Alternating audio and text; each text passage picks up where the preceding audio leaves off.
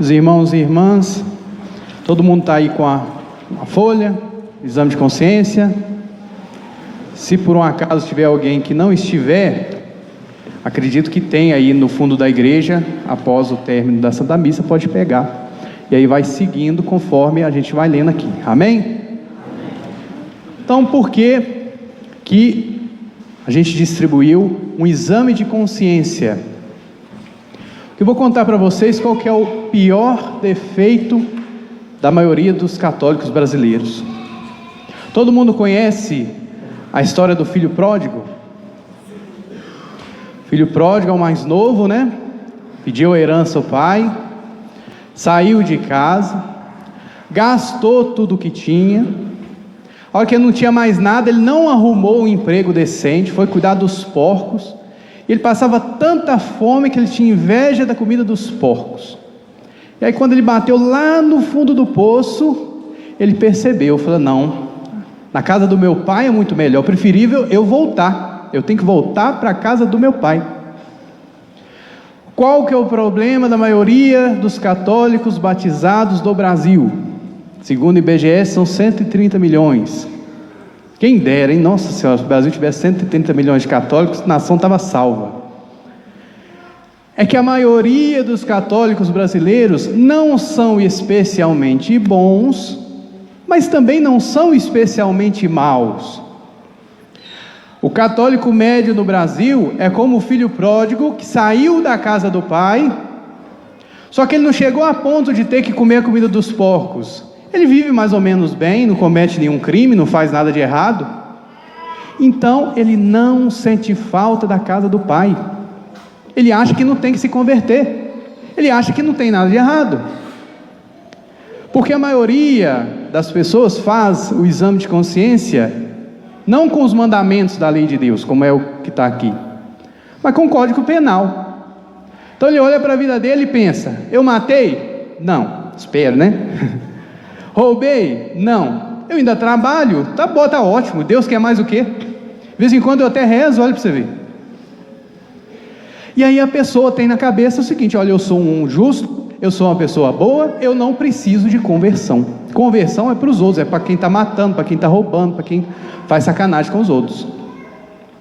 Então por isso eu quis fazer com vocês, para nós fazermos juntos esse exame de consciência. Então, vamos lá. Primeira coisa que está escrita aí: confissão é diferente de atendimento. Caso você precise desabafar, pedir conselhos ou conversar, agende um horário na secretaria paroquial. Por quê? Imagina que tem uma fila de confissão de 20 pessoas. Aí a primeira pessoa quer contar a vida dela toda. Ah, porque eu estou com um problema disso, eu queria um conselho daquilo, etc, etc. Aí a primeira pessoa demora 40 minutos. O que o 20º vai fazer?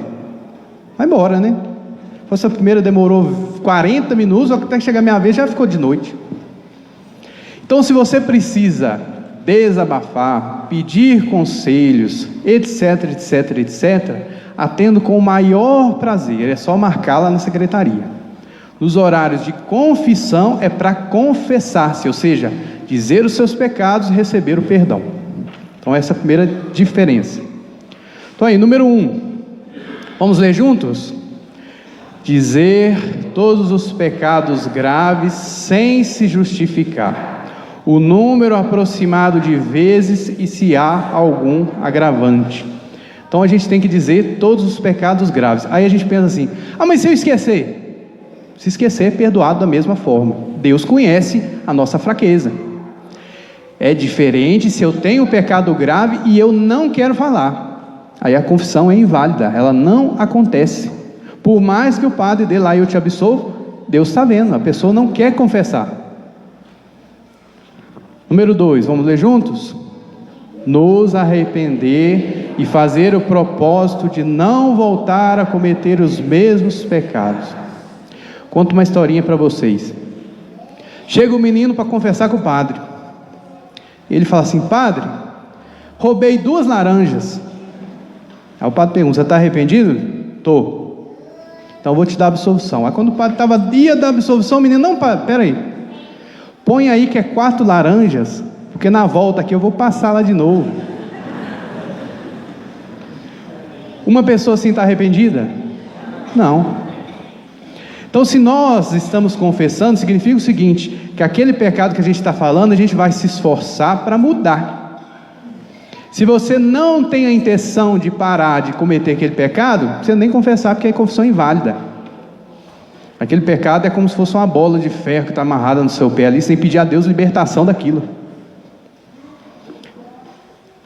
Terceiro, vamos ler juntos? Cumprir a penitência imposta pelo padre. Se acontecer que a pessoa esqueceu, fala, nossa senhora, o padre falou, já esqueci o que é. Na próxima vez que você for confessar, você fala com o padre, fala, padre, eu esqueci da outra vez. Então ele vai te dar uma outra penitência em lugar daquela, certo? Então, o nosso exame de consciência está ordenado segundo os 10 mandamentos. Eu vou me limitar a lê-lo, mas se tiver alguma coisa aqui que pode ficar alguma dúvida, eu explico, amém? Então, primeiro mandamento da lei de Deus, leiamos juntos. Amar a Deus. Aí você olha para dentro de si para fazer seu exame de consciência. Neguei ou abandonei a minha fé? Coloco Deus em primeiro lugar? Tive vergonha da minha fé ou de ser católico diante dos outros? Me revoltei contra Deus? Pratiquei o espiritismo, o candomblé é a famosa macumba, né? Frequentei a maçonaria ou coloquei a minha confiança em adivinhos ou horóscopos? Número 2, vamos ler juntos? Não invocar o santo nome de Deus em vão.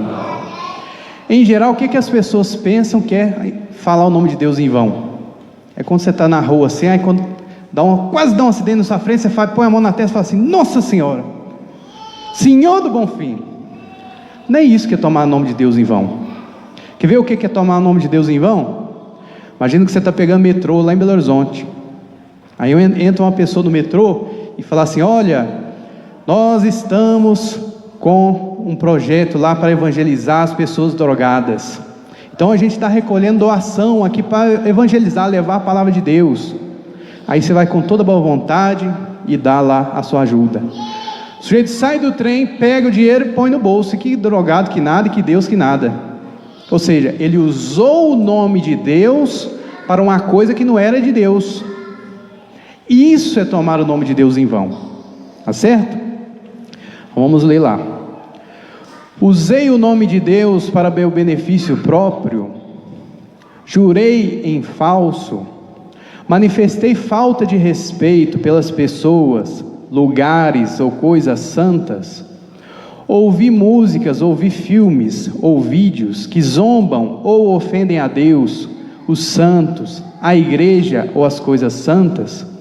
Roguei praga ou amaldiçoei alguém.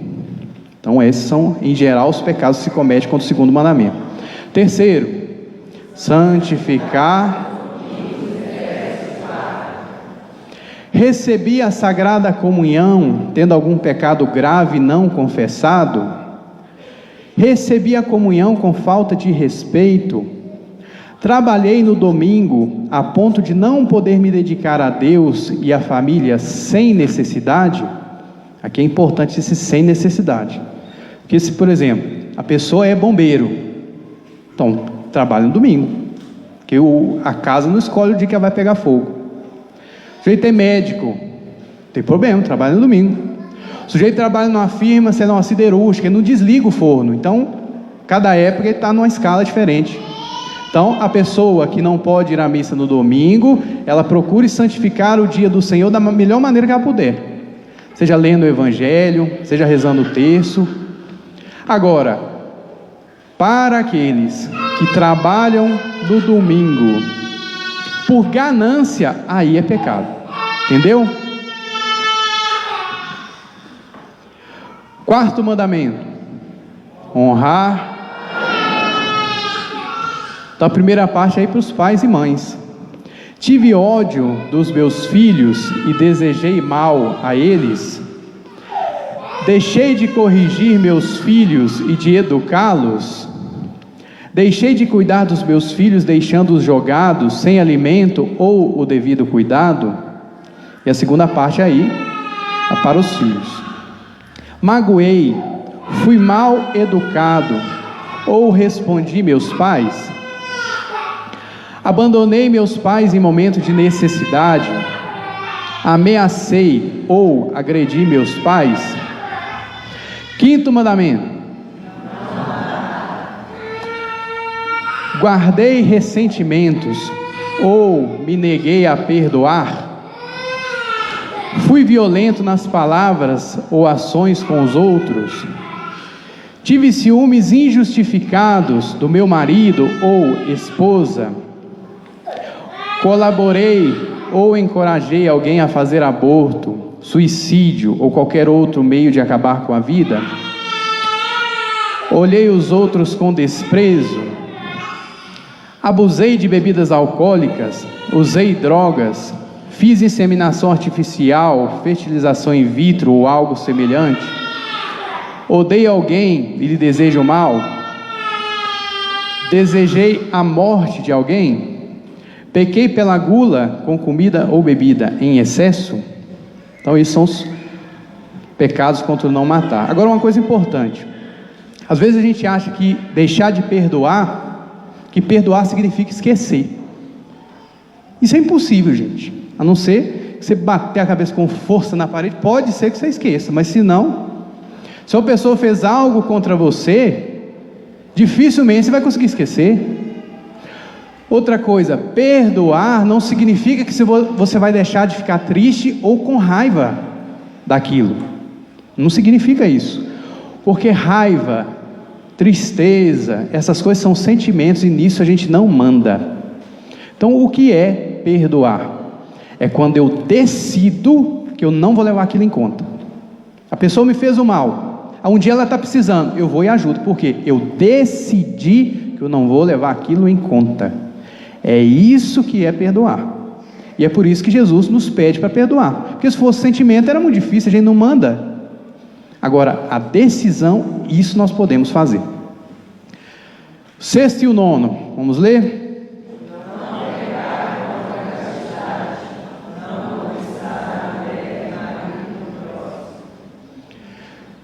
Então, são os pecados em relação ao relacionamento familiar e em relação ao corpo. Fiquei vendo vídeos ou sites pornográficos, cometi atos impuros sozinho com outras pessoas, estou morando com alguém como se fosse casado sem que o seja. Se sou casado, cumpro meus deveres de marido e esposa, faço uso de camisinha anticoncepcional, DIU ou pílula do dia seguinte, tenho uma atitude aberta para novos filhos, fui causa de tentação para o próximo. O sétimo e o décimo: não roubar. Então são dois mandamentos que têm a ver com os bens. Trabalho de modo desordenado, ocupando tempo e energias que deveria dedicar à minha família, a Deus, ao descanso e aos amigos. Fui orgulhoso ou egoísta em meus pensamentos e ações? Deixei de ajudar os pobres e os necessitados? Gastei dinheiro com meu conforto e luxo pessoal, a ponto de esquecer as minhas responsabilidades para com os outros e para com a igreja? Peguei algo emprestado e não devolvi? Me endividei sabendo que não teria como pagar? Fiquei de mal de um irmão por motivo de herança? Sou ganancioso? Cedi à preguiça? O que é essa preguiça aí? Porque às vezes a gente acha assim, preguiça é quando está no tempo do frio, aí o despertador toca, você olha para sua cama e fala, nossa, mas como é que eu queria ficar aqui? Não é isso que é preguiça não, gente. Isso aí pode até ser um sentimento de preguiça, mas não é o pecado. O pecado de preguiça é quando você deixa de fazer uma coisa que é a sua obrigação. Aí é preguiça. Então vamos lá. Fui desonesto, roubei ou enganei alguém no trabalho? Aqui também entra o famoso morcegar. Se o patrão está na obra, nossa, aqui anda que é uma beleza, e corre, todo mundo faz aqui, faz ali, arruma daqui, arruma de lá, corre daqui, corre de lá. O patrão vira as costas, todo mundo senta e vai mexer no celular. Isso também é desonestidade. Você está ganhando para estar ali, cumpra o seu trabalho da melhor forma. Número 8. Disse mentiras, difamei o meu próximo, disse defeitos e pecados do próximo sem necessidade, fiz fofoca, acusei alguém injustamente, contei o segredo de alguém para os outros, julguei alguém, fiquei triste com o bem do meu próximo. É isso que é inveja, é você ficar triste com o bem do próximo. Vamos supor, se a pessoa, sei lá, passou na faculdade de medicina, aí você pensa assim, nossa, eu sempre quis passar, nossa, por que não sou eu? Isso pode ser uma admiração, não necessariamente é inveja. Inveja é quando você sente tristeza porque o outro foi bem. Você queria que ele se lascasse, mas ele foi bem, aí você fica triste. É isso que é inveja, e aí é pecado. Mandamentos da igreja. Faltei voluntariamente à missa nos domingos ou dias de preceito. Aí para facilitar eu pus aí quais são os dias de preceito. Natal, 25 de dezembro, Santa Mãe de Deus, dia 1º de janeiro, mas você pode vir na missa também dia 31 de dezembro, Corpus Christi e Imaculada Conceição, e além de todos os domingos do ano. Então esses são os dias de preceito. Se você não tem um motivo justo para faltar na missa, você está desprezando a Deus. Deus morreu na cruz por você, te concede a maior dádiva que pode haver, que é a Eucaristia. E aí você fala, tendo Deus, não tendo Deus, azar dele. Então por isso que é um pecado, que é um desprezo a Deus. Fiquei mais de um ano sem me confessar, que a igreja diz assim, confesse-se frequentemente. Então, de vez em quando você vê que está precisando, você vai lá e confessa. O mínimo do mínimo, do mínimo, do mínimo, do mínimo, uma vez por ano. E que te Deus conceda a graça também de pecar uma vez por ano só. E aí, tem uma certa mentalidade protestante que entrou na igreja católica. Uma certa mentalidade herética, contrária à fé cristã católica. Que a pessoa fala assim, eu confessar? Confesso com Deus. É assim? Alguém já ouviu isso? Qual que é o problema? Jesus Cristo, nosso Senhor, disse para os apóstolos, 12 pecadores como nós aqui, não foi para Nossa Senhora, que não tem pecado, para os apóstolos, pecadores como nós, e Judas fez um pecado pior do que qualquer um tem aqui, e ele falou para ele, estava junto, disse assim, quem vos ouve, a mim ouve, quem vos rejeita, a mim rejeita.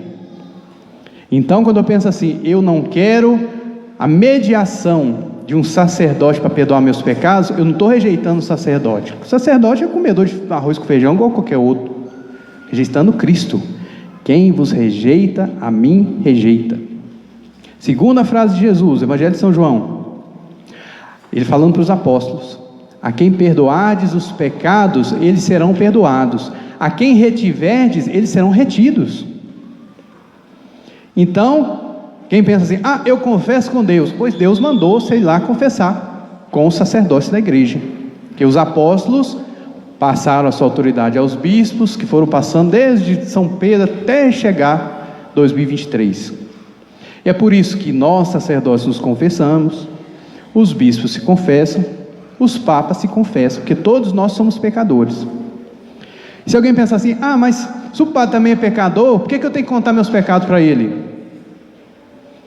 O médico também adoece, não adoece? No entanto, a gente vai no médico, a gente não fala assim, por que eu vou lá no médico, você também fica doente igual eu?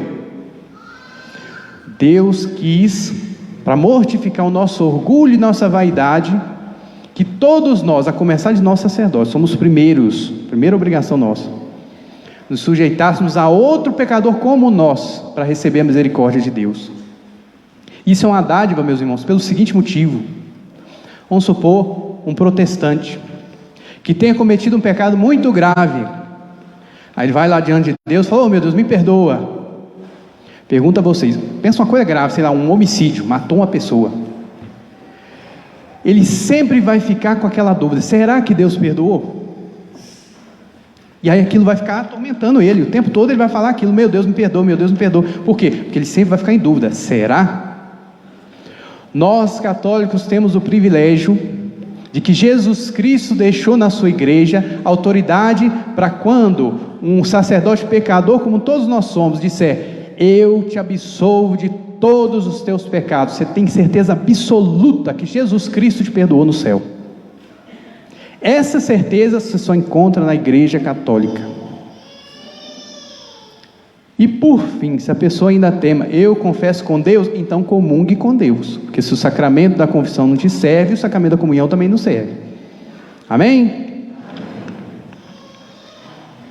Vamos lá, comi carne nas sextas-feiras, lembrando que essa penitência de carne é o ano todo, e não apenas a quaresma, sem ser substituído por outra penitência ou obra de misericórdia. O que é isso aí? Penitência ou obra de misericórdia. Os bispos do Brasil, vendo que, especialmente entre os mais pobres, não é todo dia que a pessoa tem carne, para não acontecer, vamos supor, a pessoa naquele dia ali, é o único dia que ela vai ter carne na semana, ela vai ter que abrir mão. Então eles deram uma colher de chá para nós. Eles disseram assim, vamos supor que na sexta-feira a sua sogra te convide para comer uma macarronada. Então você chega lá na casa da sogra, está lá o macarrão, em cima do macarrão, carne moída. Aí você pensa, puxa vida, hoje é sexta-feira, mas se eu não comer, vai dar guerra da Ucrânia aqui em casa. Então como é que eu faço? Os bispos do Brasil já deram ali a colher de chá. Come a bendita da carne, confraterniza com a sua família, e em substituição daquela penitência, ou você faz uma outra, sei lá, eu gosto muito de beber café. Eu, para mim, só falar assim, eu vou ficar o dia inteiro sem beber café, me dá até dor de cabeça. É muito mais difícil para mim ficar sem beber café do que sem comer carne. Então é uma coisa que eu posso substituir. Ou então eu substituo por uma oração. Eu falo, meu Deus, eu vou rezar aqui um Pai Nosso, 3 Ave Marias e oferecer pela conversão dos pecadores. Ou então vou oferecer pelas vocações. Ou então vou oferecer pelas famílias. Tudo isso pode substituir a penitência de carne. Amém? Vamos lá. Ajudei a igreja em suas necessidades. Sou dizimista. O valor do meu dízimo é justo? Então como que eu vou saber se o valor do meu dízimo é justo? Não é para comparar o seu dízimo nem com o seu salário, nem com os gastos essenciais. Por exemplo, o aluguel, a compra do mês, água e luz. Você vê se o seu dízimo é justo, compare o valor do seu dízimo com o que você gasta à toa. Vamos supor que a pessoa está abonada, né, está bem de situação, ela gasta 3 mil por mês com farra, é cervejada, é churrascada, é passeio, é viagem, beleza, 3 mil por mês, e ela dá R$1 de dízimo. É justo? Mas isso aí só a pessoa que vai saber, é ela diante de Deus, porque é a obrigação de um filho com sua mãe, que é a igreja. E estava lendo um livro que chama O Sacerdote Não Se Pertence, do Fulton Sheen, é um bispo americano que está em processo de canonização. Ele diz assim, o primeiro dízimo que tem que chegar lá no cofre da igreja é o do pároco, é o primeiro, não pense que é uma obrigação só dos leigos não, a maior obrigação é minha, de dar o meu dízimo, ajudando a igreja nas suas necessidades. Deixei Deus de lado na minha vida, faço com frequência minhas orações a Deus, e aí por último tem um exemplo de ato de contrição. O que é um ato de contrição? Tem que ter duas coisas. Você tem que dizer a Deus, ó meu Deus, eu me arrependo dos meus pecados e peço a sua graça para não pecar mais. Pronto. Se o padre falar assim, reza o ato de contrição, você falar, ó meu Deus, perdão pelos meus pecados, peço a sua graça para não mais pecar. Amém. Pronto, está rezado. Vamos rezar esse exemplo que eu deixei aí, que ele é bem pequenininho e fácil de guardar. Ato de contrição. Meu Deus, eu me arrependo de todo o coração de vos ter ofendido. Prometo com a vossa graça nunca mais pecar. Meu Jesus, misericórdia. Amém. E se na hora que você for confessar, deu branco, não lembro, você fala com o padre, ele vai falando, você repete, pronto, sem problema nenhum. E vamos supor que deu branco no padre, o padre não pediu para você rezar, não tem importância. Desde que você esteja arrependido, a confissão vale da mesma forma. Por último, nessa quaresma, quando é que nós vamos ter oportunidade de nos confessar? Todas as sextas-feiras da quaresma, nós teremos aqui missa 5:30 da manhã, missa penitencial. A gente acordar cedo, rezando, agradecendo a Deus, louvando a Deus, fazendo penitência. Então, depois das missas de sexta, 5:30 da manhã, eu vou atender a confissão enquanto tiver gente para ser atendida. Então, essa é uma oportunidade. Segunda, pode marcar na secretaria. Marca lá o horário, eu vejo lá quando que não tem ninguém ali que o horário está vago e atendo, sem problema. Eu vou estar atendendo também nas comunidades. Um dia, em cada comunidade da nossa paróquia, sem contar daqui do centro, que vai ser aqui mesmo, né? Eu falo das comunidades rurais. Então, é mais outra oportunidade. E no dia 6 de março, marque aí na agenda de vocês, 6 de março, da nossa segunda-feira, nós teremos aqui mutirão de confissão. O que é isso? Vamos vir eu, Padre Denis de Vargem Alegre, Padre Edson de Rio Manso, Padre Geraldo lá de Piedade, Padre Zé Emídio e o Padre Flávio de Crucilândia. Os 6 padres aqui atendendo todas as pessoas que quisessem confessar. O que pode acontecer, né? Ah, padre, eu tenho vergonha de confessar com o senhor. Não tem problema, pode confessar com qualquer padre da Igreja Católica. Não precisa ser eu, pode ser qualquer um. Mas me coloca à disposição a todos que quiserem confessar. E por último, para encerrar a nossa homilia, tem um abuso que, falando o português claro, é feito por preguiça de alguns sacerdotes, chamado confissão comunitária. Todo mundo já deve ter ouvido confissão comunitária, né? Pode ser por ignorância, às vezes a pessoa não sabe, né? E pode ser por preguiça também. Imagina, você ficar lá horas e horas ouvindo confissão, melhor, bota todo mundo aqui, ó, tá absolvido, pronto, vai cada um para sua casa. Porque o que a igreja ensina? Eu estou falando o que é minha opinião, não. Estou falando o que a igreja ensina. Código de Direito Canônico e Catecismo. Quando que é lícito dar a absolvição coletiva? Vamos supor que todo mundo aqui está no barco, o cruzeiro do Roberto Carlos, rodando lá no mar, que beleza. Aí começa a afundar. E agora? Não dá tempo de ouvir todo mundo em confissão. Então, ó gente, cada um pede perdão dos seus pecados aí que eu vou absolver todo mundo uma vez. Aí pode.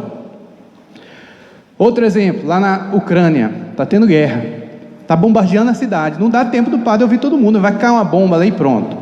Então, nesses casos é lícito o padre dar absolvição coletiva, e aí quando a pessoa puder, ela procura a confissão individual. Terceiro e último caso, por exemplo, tem alguns padres que são missionários na Amazônia. Aí para você chegar na comunidade demora 5 dias de barco. Você vai voltar ali dali 1 ano só. Não dá tempo de ouvir todo mundo. E agora? Nesses casos em que há pouquíssimos padres, em que o padre vai lá uma vez no ano, é lícito dar absolvição coletiva. Só. Nós aqui, eu moro aqui em Bonfim, atendo, procuro da melhor forma atender todo mundo que me pede. Absolvição coletiva seria um abuso, seria uma preguiça da minha parte. Então que Deus reze para que Deus me livre de ser preguiçoso. Amém? Amém. Então vamos então fazer a imposição de cinzas.